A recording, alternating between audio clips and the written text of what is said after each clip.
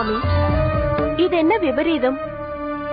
நான் சந்நிதியில் சபதம் செய்யும் போது தாங்கள் மகிழ மரத்தடிக்கு சென்று விடுங்கள் என்று கேட்ட சுந்தரனிடம் அவ்வாறே செய்வதாக கூறினீர்கள். அதன்படியே அங்கு சென்று சாநித்தியம் கொண்டீர்கள். ஆனால் இப்போது எல்லாமே மாறிவிட்டதே. ஆமாம் ஆமாம், மாறிவிட்டது. சங்கிலி நாச்சி, நாம் இதற்காக சந்நிதிக்கு செல்ல வேண்டாம், இந்த மகிழ மரத்தடியிலேயே சபதம் செய்யுங்கள் என்று கேட்டுவிட்டாள். மறுத்தால் தன் மீது சந்தேகம் வரும் என்பதற்காக சுந்தரனும் சபதம் செய்து விட்டான். ஆமாம் ஆமாம், செய்து விட்டான். என்ன இது? எல்லாவற்றையும் உடனிருந்து செய்துவிட்டு எதிலுமே சம்பந்தம் இல்லாதவர் போல் ஆமாம் போட்டுக் கொண்டிருக்கிறீர்கள். ஆமாம் ஆமாம். இதெல்லாம் வேண்டாம். ஏன் இப்படி நிகழ்ந்தது? சந்நிதியில் சபதம் செய்து கொடுக்க வேண்டும் என்று கேட்ட சங்கிலி ஏன் திடீரென்று மகிழ மரத்தடியில் சபதம் செய்யும்படி கேட்டாள்? அந்த நேரத்தில் நான் அங்குதான் இருப்பேன் என்று தெரிந்து விட்டதோ என்னவோ? சுவாமி, ஏன் இப்படி சந்தேகத்தோடு பார்க்கிறாய்? நான் உண்மையை சொல்லிவிடுகிறேன். சுந்தரன் சபதம் செய்யும் போது நான் சந்நிதியில் இருந்து மகிழ மரத்தடிக்கு சென்று விட வேண்டும் என்று கேட்டதை பற்றி நானே மீண்டும் சங்கிலியின் கனவில் தோன்றி சொல்லிவிட்டேன். ஏன் அப்படி செய்தீர்கள்? என்ன இருந்தாலும் சங்கிலியும் என் மீது பக்தி கொண்டு நாள் தவறாமல் வேளை தவறாமல் பூமாலை தொடுத்து சூட்டியவள் அல்லவா? அத்தோடு உனக்கு அருகிலேயே இருந்த தோழிகளில் அணிந்ததையாக இருந்தவள் அல்லவா?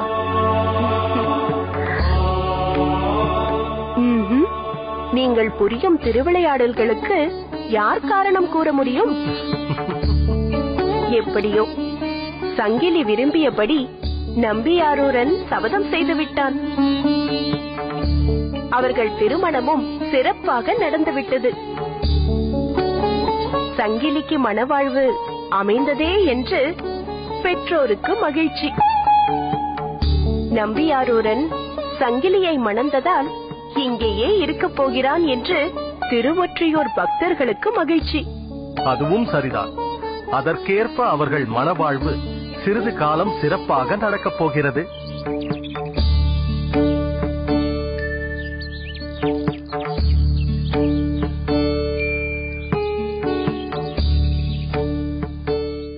சில நாட்களாக தங்கள் இல்லம் பூட்டி கிடந்ததே, எங்கேனும் வெளியூர் சென்றிருந்தீர்களா?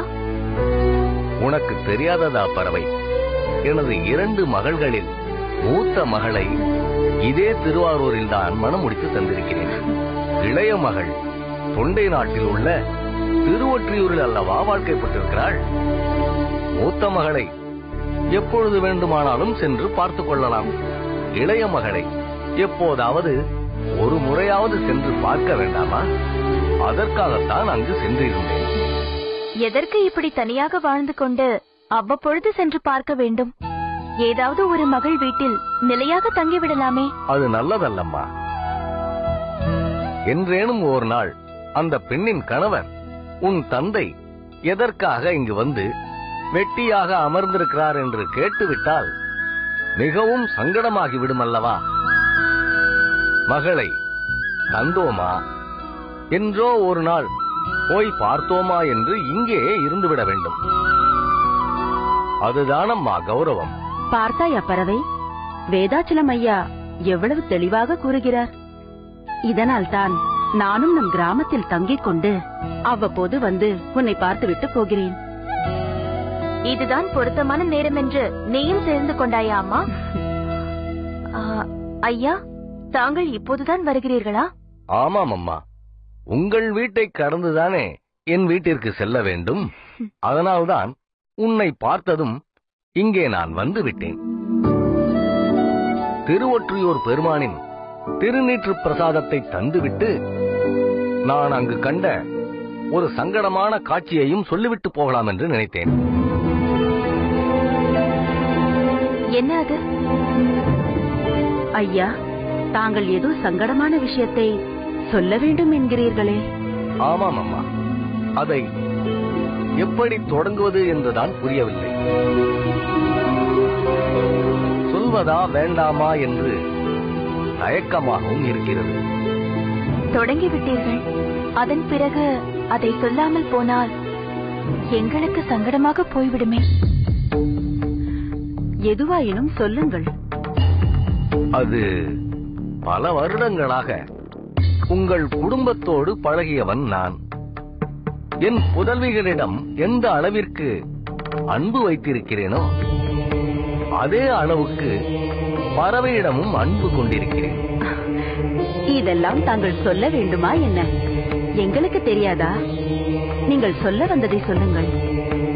அதை நான் நம்பி ஆரூரார் இப்பொழுது எங்கே இருக்கிறார் என்று உங்களுக்கு தெரியுமா? பல திருத்தலங்களுக்கு சென்றுவிட்டு தங்கள் மகள் வாழும் திருவொற்றியூருக்கு சென்றார் என்பது வரை எனக்கு தெரியும். இந்த செய்தியை கூட சில அடியார்கள் தான் வந்து என்னிடம் சொன்னார்கள். அதன் பின் அவர் எங்கு சென்றார், எந்த பகுதியில் தல யாத்திரை செய்து கொண்டிருக்கிறார் என்பதெல்லாம் தெரியவில்லை. அதை பற்றி சொல்லக்கூடிய அடியார்களும் இங்கு வரவில்லை. யாரும் வந்து சொல்ல மாட்டார்கள் அம்மா. அவர் திருவொற்றியூரை விட்டு வேறு எங்காவது சென்றிருந்தால் தானே வந்து சொல்வதற்கு. இனி திருவொற்றியூர் எல்லையை விட்டு தாண்ட மாட்டேன் என்று வாக்கு தந்துவிட்டு அங்கேயே நிலையாக தங்கிவிட்டார். என்ன சொல்கிறீர்கள்? யாருக்கு வாக்கு கொடுத்தார்? எதற்காக திருவொற்றியூர் எல்லையை தாண்டக்கூடாது என்று கேட்டார்கள்? என்னவென்று சொல்வேன் அம்மா. திருவொற்றியூரில் உள்ள தியாகேசர் ஆலயத்தில் பூமாலை தொடுத்து ஈசனுக்கு சூட்டும் சங்கிலி நாச்சியார் என்ற பெண்ணை அவர் திருமணம் செய்து கொண்டு விட்டார். என்ன சொல்கிறீர்கள்? அவரா வேறொரு பெண்ணை மணந்து கொண்டார்? ஆமாம் அம்மா. அவளுக்காகவா அந்த ஊரின் எல்லையை தாண்ட மாட்டேன் என்று வாக்கு கொடுத்திருக்கிறார்? அதேதான். அப்படி என்றால் அவளோடு தான் அவர் குடும்பம் நடத்தி கொண்டிருக்கிறாரா? ஆமாம். இனி அங்கேயேதான் வாழப் போகிறாரா? அதேதான். நன்றாக யோசித்து சொல்லுங்கள். தாங்கள் பார்த்தது அவரைத்தானா? இல்லை, சற்று தூரத்திலிருந்து பார்த்துவிட்டு அவர்தான் என்று நினைத்துக் கொண்டிருக்கிறீர்களா? என்னம்மா இப்படி எல்லாம் கேட்கிறீர்கள்? நான் இங்கு வந்து இதை சொன்னதே தவறு என்று இப்போதுதான் புரிகிறது. நான் வருகிறேன். ஐயா, சற்று நில்லுங்கள். என்னை தவறாக கருதாதீர்கள். அவர் போய் அப்படி செய்வாரா என்ற பதட்டத்தில் தான் நான் உங்களை அப்படி கேட்டுவிட்டேன். நம்பி ஆரூரரை பற்றி எனக்கு தெரியாதா? அவர் கோயிலுக்குள் நுழையும் போதே நம்பி ஆரூரர் வாழ்க வாழ்க என்ற முழக்கம் இடுகிறது. அனைவரும் ஆங்காங்கே நின்று அதிசயமாக அவரை பார்க்கிறார்கள். சிலர் அவர் பாடிய தேவார பாடல்களை பாடிக்கொண்டிருந்தார்கள். கோயிலுக்கு வந்தவர்களோடு சேர்ந்து நின்ற நான் அவர் கண்ணில் பட்டுவிடக் கூடாதே என்று மறைந்து நின்றேன். நம்பி ஆரூரரும் சங்கிலி நாச்சியாரும் ஒன்றாக இணைந்து தம்பதி சமேதராக நடந்து வருவதை நான் நேரில் கண்டேன். இவரா இப்படி பறவையை மறந்து வேறு பெண்ணை மணந்து கொண்டு இங்கேயே தங்கிவிட்டார் என்று துடித்து போனேன். அந்த வேதனை தாங்காமல் தான் இங்கு வந்து சொன்னேன். ஐயா, நீங்கள் பார்த்தது உண்மையாக இருக்கலாம். அவர் இனி அங்கேயே இருந்து விடலாம் என்று தங்கிவிடலாம். ஆனால் ஒன்று மட்டும் நிச்சயம், ஏதோ அந்த பெண்ணின் மேல் மோகம் கொண்டு அவர் அப்படி செய்தார் என்று மட்டும் கருதி விடாதீர்கள். நாட்டியத்தான் குழி என்னும் ஊருக்கு அவர் சென்ற பொழுது சோழ மன்னரின் சேனாதிபதியாகிய கோட்டிலியார் அவரை வரவேற்று சிறப்பித்தார். இளமையும் அழகும் கொண்ட சிங்கடி, வனப்பகை என்ற இரு பெண்களையும் அவருக்கு தந்து தாங்கள் இவர்களை ஏற்றுக்கொள்ள வேண்டும் என்றார். ஆனால் அவரோ அவர்கள் இருவரையும் என் மக்களாக ஏற்றுக்கொள்கிறேன் என்றார். அது மட்டுமல்ல, தாம் அங்கு பாடிய பதிகத்திலேயே சேடார் பூங்குழல் செங்கடி அப்பன் என்று குறிப்பிட்டார். வேறொரு பாடலில் நாணியூரன் வனப்பகை அப்பன் என்று குறிப்பிட்டுக் கொண்டார். அப்படிப்பட்டவர் சங்கிலி நாச்சியாரை கண்டு மனம் புரிந்து கொண்டு வாழ்கிறார் என்றால் அதற்கு ஏதோ காரணம் இருக்க வேண்டும். இறைவன் நடத்தும் திருவிளையாடல்களின் பொருளை எவரால் புரிந்து கொள்ள முடியும்? அதனால் என் பொருட்டு வருந்தாமல் சென்று பாருங்கள். நல்லதம்மா.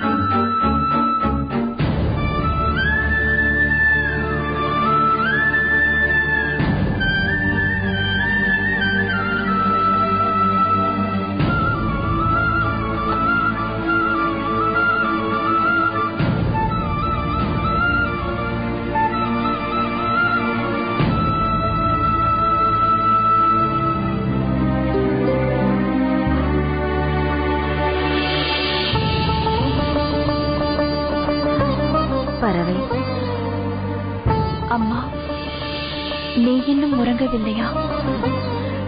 நீ இப்படி ஒவ்வொரு இரவும் உறக்கம் இல்லாமல் தவிக்கும் போது நான் மட்டும் எப்படி அம்மா உறங்க முடியும்? அம்மா, என் கண்ணே, உனக்கு கிடைத்த உன்னதமான வாழ்வையும் இந்த ஊரே உன்னை பாராட்டி பேசிய புகழையும் கேட்டு கேட்டு நான் மகிழ்ந்தேனே. ஆனால் இன்று அதற்கெல்லாம் காரணமாக இருந்தவர் உன்னை விட்டு பிரிந்து சென்று விட்டார் என்று நினைக்கும் பொழுது என் நெஞ்சமே கலங்குகிறதே. அவரோடு வாழ்ந்து உனக்கு எவ்வளவு வேதனையாக இருக்கும் அம்மா. உண்மைதான் அம்மா, இது மாறாத வேதனைதான், நினைத்து பார்க்க முடியாத சோதனைதான். ஆனால் அதற்காக நீ என்ன செய்ய முடியும்? நீ சென்று உறங்கு.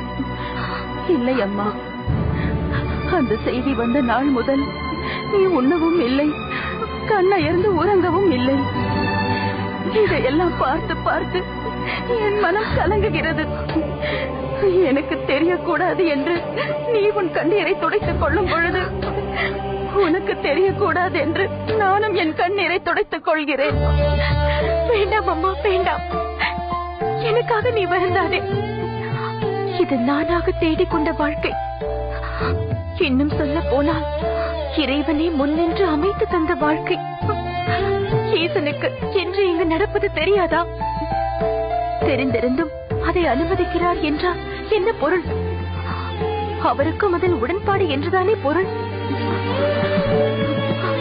எப்படி அம்மா, எப்படி? ஒரு பெண்ணின் வாழ்வில் மற்றொரு பெண் குறுக்கிடுவதை அவர் எப்படி அனுமதிக்கலாம்? ஓ, அவரே அப்படித்தானே. மங்கை ஒரு பாகர் என்றபடி இடப்புறத்திலே அம்பிகையை ஏற்றிருக்கும் ஈசன் கங்கையையும் தடைப்புறத்தில் மறைத்து வைத்துக் கொண்டிருக்கிறாரே. அதனால்தான் தன்னுடைய தோழனும் இன்னொரு பெண்ணை இணைத்துக் கொண்டு வாழட்டும் என்று ஏற்றுக்கொண்டாரோ? தவறம்மா, தவறு. தத்துவத்தை அறியாத மாந்தர்கள் நித்தமும் சொல்வது போல் நீயும் பேசுகிறாய். கங்கை என்பவள் மந்தாகினி என்ற பெயரில் விண்ணுலகில் ஓடிக்கொண்டிருந்த ஒரு நதி. அந்த புனிதமான நதியின் நீர் மண்ணுலகில் சாம்பலாகி கிடக்கும் தன் மூதாதையர் மேல் படிந்தால் அவர்கள் முக்தி அடைவார்கள் என்பதற்காக பகீரதன் அவளை வேண்டி தவம் புரிந்து அழைத்தான். ஆனால் அவள் ஆணவத்தோடு என் வேகத்தை பூமியால் தாங்க முடியாது என்றாள். ஈசன் பகீரதனுக்கு அருள் புரிந்து நான் தாங்கிக் கொள்கிறேன் என்றார். ஆனால் அவளோ அந்த பெருமானையை உருட்டி தள்ளிவிடுகிறேன் என்று ஆவேசமாக பாய்ந்து வந்தாள். ஆனால் ஈசன் அந்த நீர் முழுவதையும் தன் ஜடா மகுடத்தில் அடக்கிக் கொண்டார். அதன் பின் பகீரதனின் வேண்டுகோளுக்காக 7 கலைகளில் ஒன்றை மட்டும் பூமிக்கு அனுப்பினார். ஆணவம் கொண்டவர்கள் அடக்கப்படுவார்கள் என்பதற்கு அடையாளம்தான் அவரது ஜடா மகுடத்தில் காணப்படும் கங்கை. அதை புரிந்து கொள்ளாமல் பேசாதே. இந்த நிலையில் கூட எப்படி அம்மா நீ இதையெல்லாம் பேசிக் கொண்டிருக்கிறாய்? பறவை, நான் ஒன்று சொன்னால் நீ ஏற்றுக்கொள்வாயா? முதலில் அதை என்னவென்று சொல்லம்மா. பின்னர் அதை ஏற்கத்தக்கதா இல்லையா என தீர்மானிப்போம். நீ உடனே புறப்படு. நானும் நீயும் அந்த திருவொற்றியூருக்கே போவோம். அந்த சங்கிலி எந்த சங்கிலி போட்டு அவரை பிடித்து வைத்திருக்கிறாள் என்று பார்ப்போம். அவரை பார்த்து நீங்கள் செய்தது தர்மமா என்று கேட்போம். உன்னை பார்த்தவுடன் அவர் கலங்கி போவார். அடுத்த கணமே உன்னோடு புறப்பட்டு வந்து விடுவார்.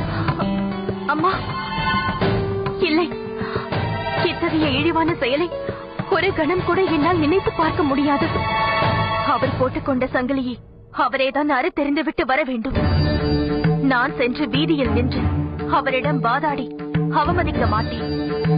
அது அவரோடு அவளை இணைத்து வைத்த இறைவனையே அவமதிப்பதாகும். போகட்டும்.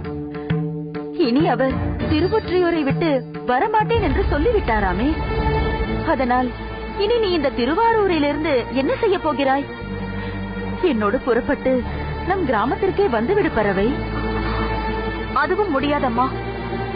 அவர் வருவாரோ வரமாட்டாரோ அதெல்லாம் எனக்கு தெரியாது.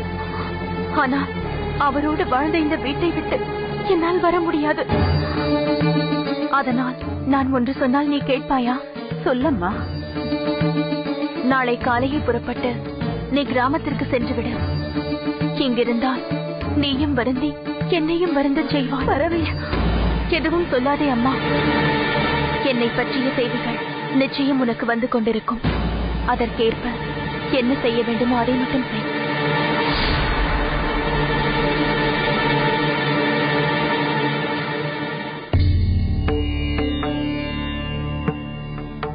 சுவாமி, என் தோழியான கமலினியை சுந்தரருக்கு திருமணம் செய்து வைத்துவிட்டு இப்படி சட்டென்று பிரித்து துன்பப்படுத்துவது நியாயம்தானா? அப்படியெல்லாம் ஒன்றுமில்லை. நம்பி ஆரூரனாக இருக்கும் சுந்தரனால் திருவொற்றியூரிலேயே நீண்ட காலம் தங்கிவிட முடியாது. ஏன்? பறவை நாச்சியாரின் நினைவால் சங்கிலி நாச்சியாரை பிரிந்து சென்று விடுவான் என்று கூறுகிறீர்களா? அப்படித்தான் உலகம் அவனை பற்றி தவறாக பேசப் போகிறது.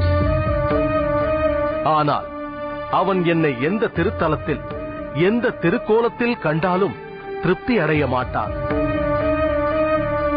திருவாரூரில் ஆரூரனாக தரிசித்தால்தான் அமைதி பெறுவான்.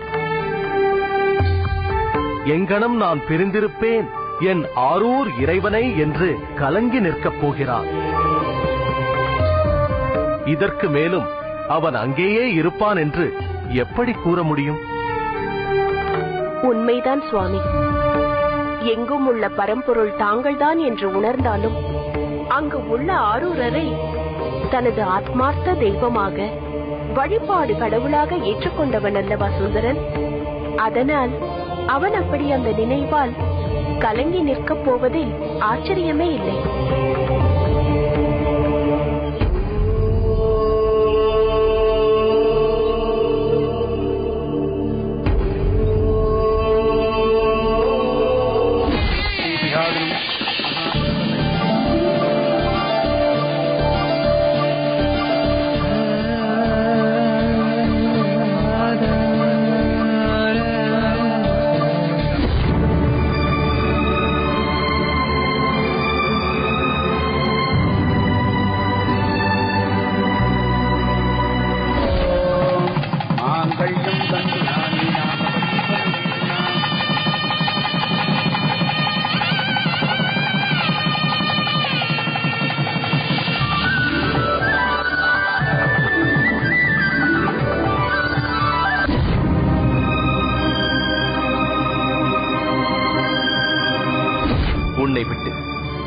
பிரிந்து செல்லாமல் என்றென்றும் உன்னுடனேயே இருப்பேன்.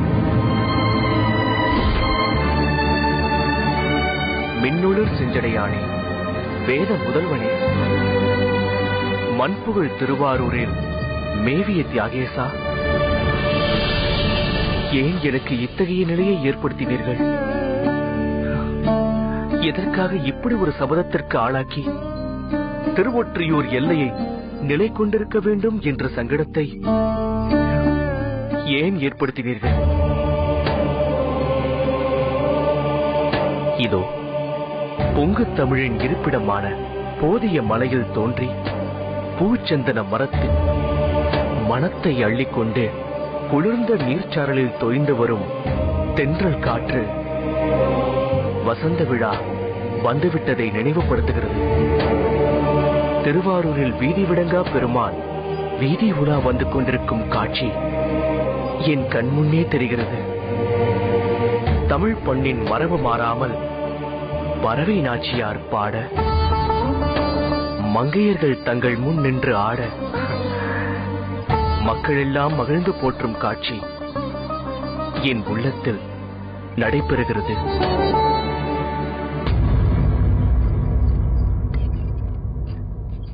முடியாது, இனியும் என்னால் திருவாரூர் பெருமானை பிரிந்து இங்கேயே இருக்க முடியாது.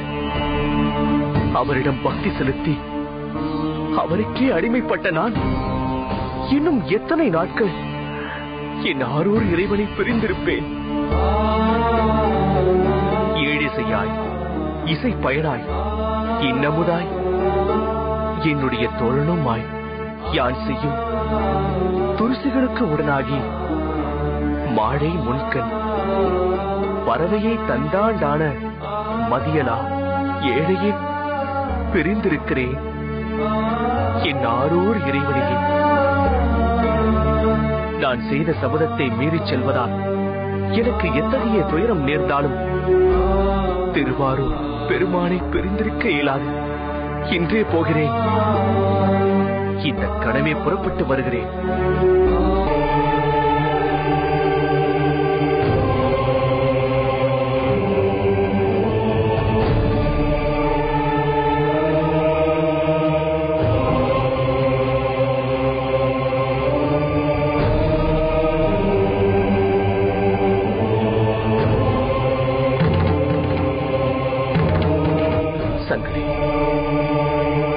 சபதம் என்ற சங்கிலி போட்டு என்னை நீ பிடித்து வைத்திருந்தாய். இன்று நான் அதை உடைத்துக் கொண்டு புறப்படுகிறேன். உன்னோடு வாழ்ந்த வாழ்வு இன்றோடு தீர்ந்தது. மீண்டும் உன்னை பார்க்க ஒரு நாள் வருவேனா என்பது எனக்கு தெரியாது.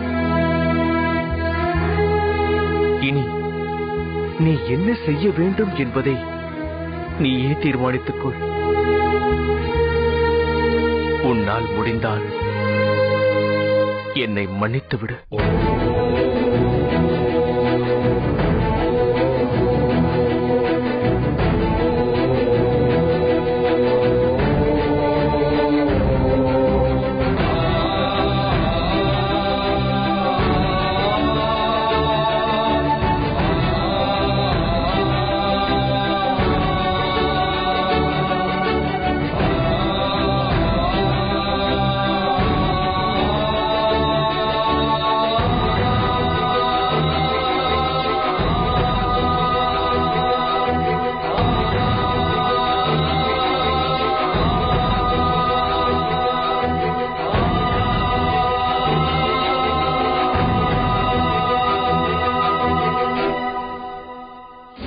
திருவொற்றியூர் எல்லையை தாண்ட மாட்டேன்.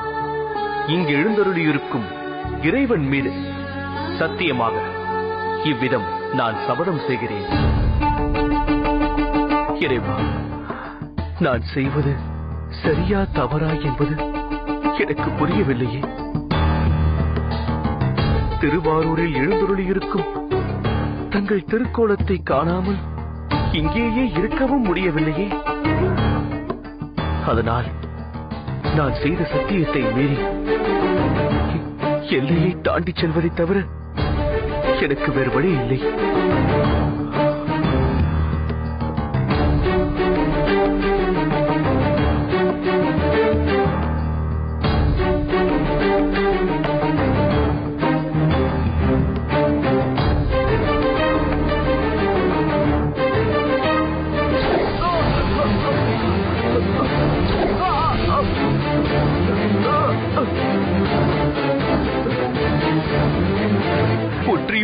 ஊரில் உரையும் பெருமானே, சபதத்தை மீறி செல்கிறேன் என்பதற்காக என் காட்சிகளை பறித்தீர்களா? திருவாரூரில் தாங்கள் தியாகேசராக எழுந்தருளும் காட்சியை பார்க்க வேண்டும் என்ற ஆவலால் தானே ஓடி வந்தேன். அது எப்படி குற்றமாகும்? சபதத்தை மீறியது குற்றம் என்றால் அத்தகைய சபதத்திற்கே அவசியம் இல்லாமல் சங்கிலியின் மனதை தங்களால் மாற்றி இருக்க முடியாதா?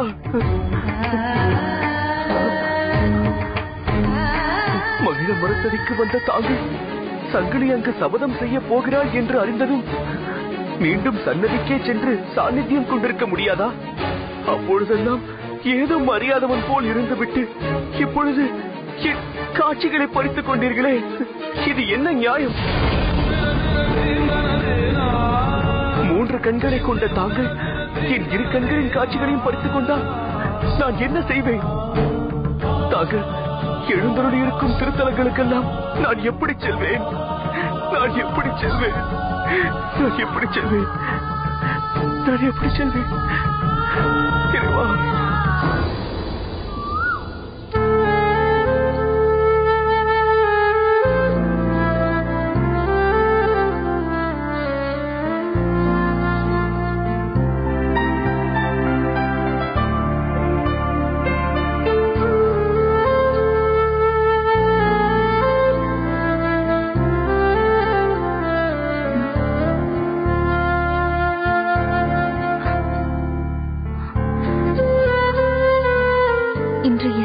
எனக்கு எப்பொழுதும் அதிகாலையில் எழும் நான் இன்று ஏன் இப்படி அசந்து உறங்கிவிட்டேன்? சுவாமி எங்கு சென்று விட்டார்?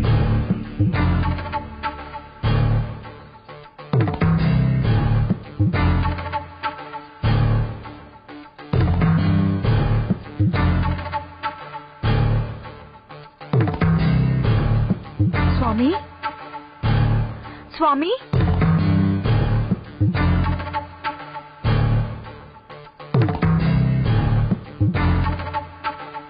சுவாமி, சுவாமி,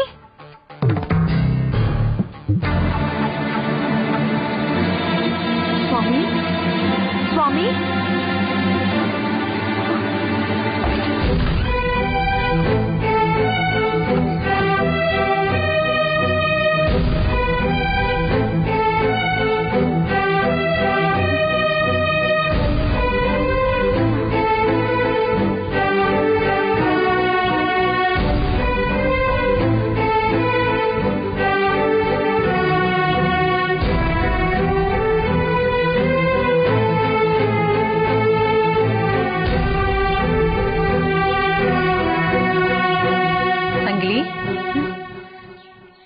ஏன் இப்படி மௌனமாக இருக்கிறாய்?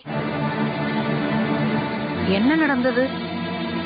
எனக்கே ஒன்றும் புரியவில்லை அம்மா. என்ன காரணத்தினாலோ இன்று தன்னை மறந்து வெகு நேரம் உறங்கிவிட்டேன். எழுந்து பார்த்தால் அருகில் அவரை காணவில்லை. இங்குதான் எங்காவது இருப்பார் என்று அங்கும் இங்கும் தேடி பார்த்தேன். ஆனால் அவரை எங்கும் காணவில்லை அம்மா. என்ன? அவரது அன்பர்களும் இன்று வரவில்லை.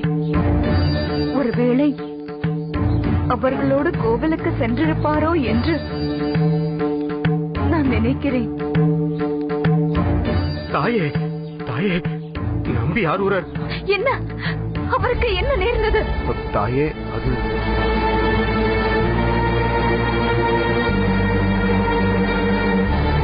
சுவாமிக்கு பார்வை போய்விட்டது என்பதை சொல்லி இவர்களை ஏன் பதற வைக்க வேண்டும்?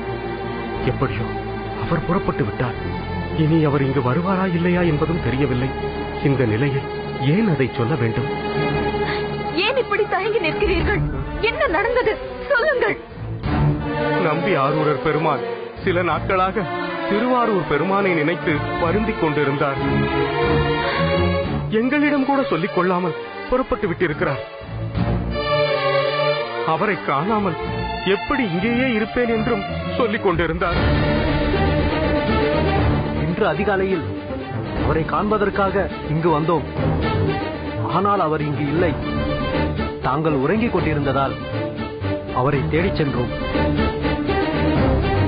அவர் திருவொற்றியூர் எல்லையை தாண்டி சென்றதாக பார்த்த சிலர் கூறினார்கள்.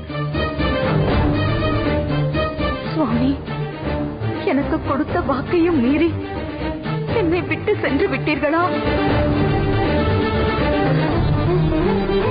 இப்போது திருமுல்லை வாயில் சென்றிருப்பார். உங்களுக்கு செய்தியை தெரிவிக்க வேண்டும் என்பதால் நாங்கள் ஓடோடி வந்தோம். நாங்களும் அவரோடு செல்ல வேண்டும். எங்களுக்கு விடை கொடுங்கள் தாயே. புறப்படலாம். என்னம்மா இது? ஏன் இப்படி செய்தார்? செய்த சபதத்தை மறந்து விட்டாரா? இல்லை உன்னை பிரிந்து செல்ல துணிந்து விட்டாரா? சங்கிலி, ஏன் இப்படி பிரமைப்படுத்தவள் போல் நிற்கிறாய்? இனியும் யோசித்துக் கொண்டிருப்பதில் எந்த பயனும் இல்லை. புறப்படு.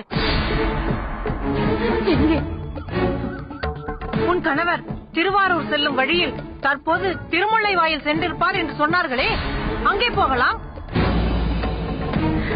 எதற்கு? என்னம்மா இப்படி கேட்கிறாய்? உன் கணவரை சந்தித்து அவரை அழைத்து வர வேண்டாமா? இல்லை எனக்கு என்ன வழி என்றாவது அவரை கேட்க வேண்டாமா? அப்படி கேட்பதால் என்ன பயன்? ஒன்றுமில்லை. அவர் இது போன்ற உலக பந்தங்களுக்கு அப்பாற்பட்டவர். திருவொற்றியூருக்கு அவர் வர வேண்டும். அவரை கண்டு நான் மனம் புரிந்து கொள்ள வேண்டும் என்பதற்காகவே இறைவன் அவரை இங்கு வரச் செய்திருக்கிறார். அவர் வந்த பணி தீர்ந்து விட்டது. அவர் புறப்பட்டு விட்டார். அப்படியானால் நீ திருவொற்றியூர் தியாகேசரை விட்டு ஒருபோதும் எங்கும் செல்ல மாட்டேன். அவருக்கு மாலை தொடுக்கும் பணியை செய்வதற்காக இங்கு வந்த நான் என் வாழ்நாள் முழுவதும் இப்படியே தங்கியிருந்து இறைவன் திருவடியை அடைவேன். அவர் என்னை பிரிந்து சென்று விட்டாரே என்பதற்காக நீங்கள் வருந்த வேண்டாம். இப்படி ஒரு நிலை எப்போதாவது ஏற்படலாம் என்று நான் எதிர்பார்த்துக் கொண்டுதான் இருந்தேன்.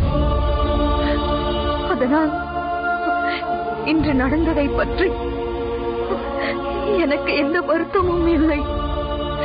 சில காலங்கள் என் சுவாமிக்கு தொண்டு செய்யும் வாய்ப்பு எனக்கு கிட்டியதே மிகப்பெரிய பாக்கியம். இனி அவர் வணங்கும் ஈசனுக்கு தொண்டு செய்து என் வாழ்நாளை கழித்து விடுவேன். திருவொற்றியூர் வாழ் தியாகேசா, என் கணவர் செய்த தவறை மன்னித்து நீதான் அவரை காத்தருள வேண்டும். சுவாமி, என் தோழி அனிந்திதை சங்கிலி நாச்சியாராக பிறந்து தான் எத்தகைய சிறப்புக்கு உரியவள் என்பதை உணர்த்திவிட்டாள். பார்த்தீர்களா? யாருக்காக பிறந்தாளோ அந்த சுந்தரன் வரும் வரை காத்திருந்தாள். வந்த பின் தங்கள் ஆணையை மட்டுமே ஏற்று சுந்தரனை தன் மணாளனாக ஏற்றுக்கொண்டாள். சில காலம் வாழ்ந்துவிட்டு அவன் பிரிந்து சென்ற போதும் அதை பற்றி சிறிதும் வருந்தாமல் அதையும் தாங்கிக் கொண்டாள். உண்மைதான் தேவி. முன்னமே திருமணமானவனை மணந்து கொள்ளும் ஒரு பெண்ணுக்கு எத்தகைய சங்கடம் ஏற்படுமோ அதுதான் அவளுக்கும் நிகழ்ந்தது. எந்த கணத்தில் அவன் பிரிந்து சென்று விடுவானோ என்று எதிர்பார்த்துதான் வாழ்ந்தாக வேண்டும் என்பதை அவள் நன்றாக உணர்ந்திருந்தாள். எதிர்பார்த்ததுதானே நடந்தது என்று அதை மனப்பூர்வமாக ஏற்றுக்கொண்டாள். என்ன இருந்தாலும் சுந்தரன் இப்படி செய்திருக்க கூடாது. திடீரென்று ஒரு நாள் ஒரு வார்த்தை கூட சொல்லாமல் இப்படி பிரிந்து சென்றிருக்க கூடாது. அப்படி சென்று திருவொற்றியூர் எல்லையை கடந்ததால் தானே அவன் தனது இரு கண்களையும் இழந்து நிற்கிறான். அதுதான் சுவாமி எனக்கும் ஆச்சரியமாக இருக்கிறது. சுந்தரன் உங்கள் அன்புக்குரிய பக்தன் அல்லவா? அவனுக்கு எப்படி இவ்வளவு கடுமையான தண்டனையை தர தங்களுக்கு மனம் வந்தது?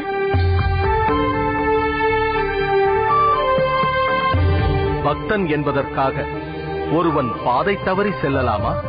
உயர்ந்த ஸ்தானத்தில் இருக்கும் ஒருவரிடம் பணிபுரிபவர்கள் நான் அவருக்கு வேண்டியவன் என்று சொல்லிக்கொண்டு தகாத காரியங்களை செய்யும் போது அதை பார்த்தும் பார்க்காதது போல் இருப்பவர்களைப் போல நானும் இருந்துவிட முடியுமா? என்ன இருந்தாலும் அவன் தங்களுக்கு நண்பன் அல்லவா? உன்னை என் தோழனாக ஏற்றுக்கொண்டேன் என்று சொல்லி அவனுக்காக எத்தனையோ அற்புதங்களை நிகழ்த்தினீர்களே. அதற்காக என் சன்னதியில் நின்று செய்த சத்தியத்தை மீறிச் சென்றால் அதை பொறுத்துக் கொள்ள முடியுமா? எனது தோழன் என்ற உரிமையை அவன் தவறாக பயன்படுத்துவதை ஏற்றுக்கொள்ளத்தான் முடியுமா? அப்படியானால் அந்த தவறுக்கு தண்டனையாக அவன் இனி காலமெல்லாம் பார்வை இழந்தவனாகத்தான் வாழ வேண்டுமா? அப்படி நான் விட்டு விடுவேனா? தன்னுடைய தவறை அவன் உணர வேண்டும் என்பதற்காகத்தான் இத்தகைய நிலையை ஏற்படுத்தினேன். இந்த நிலையிலும் அவன் எந்த அளவிற்கு என் மீது கொண்ட பக்தியில் உறுதியாக இருக்கிறான் என்பதை பார்க்க விரும்பினேன். பொறுத்திருந்து பார்ப்போம்.